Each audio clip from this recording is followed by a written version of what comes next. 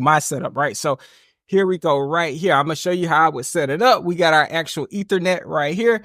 Ethernet goes into the back right there. And with that Ethernet, the cool part about the Ethernet is that it is the 1010 by 1000 megabytes per second. So the highest, one of the highest Ethernets you can actually get. So you're covered on that end, right?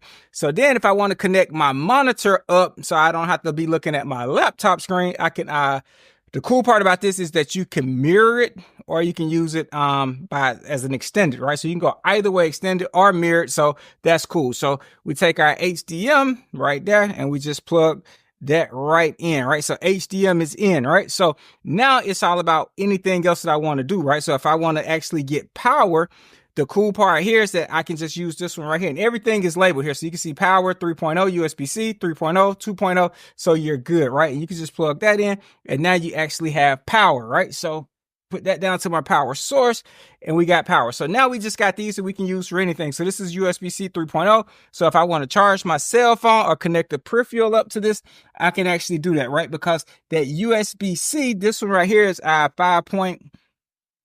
gigabytes per second. These are 5 gigabytes per second, and these are 480, right? So there you go with all of those. So you can put your stuff in, you can connect anything to it from there, right? So same way with the USB-C, you can plug it in, and here we go. We got everything plugged in there, and we're good to go. So if you're like me and you take photos, I do a lot of content creation. So I want to take my SD card out, put it back in, do anything like that. One, I can use one of these cables to connect directly to my camera. But again, this thing is a 10-in-1 and packed full of features, right? So all I got to do here is take my SD card and I can easily just put it into the back just like that. And you get used to it after you see where it's at. And you just, the only gripe I have on this is you just got to see where it's at to push it in, right?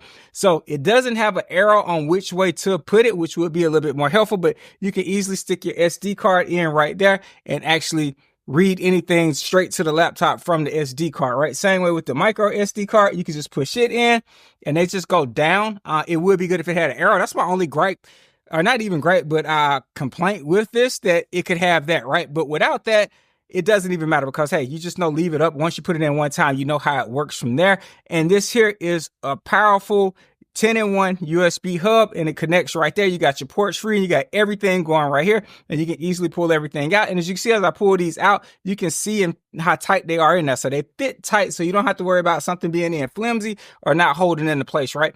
But there you have it, a 10-in-1 USB-C powered hub. I use it with my MacBook, but it can be used for any laptop that has the USB-C on it. So check out intpw for a ton of options when it comes to USB-C hubs, docking stations, and everything of that nature. They're on Amazon and they have a website. So check them out.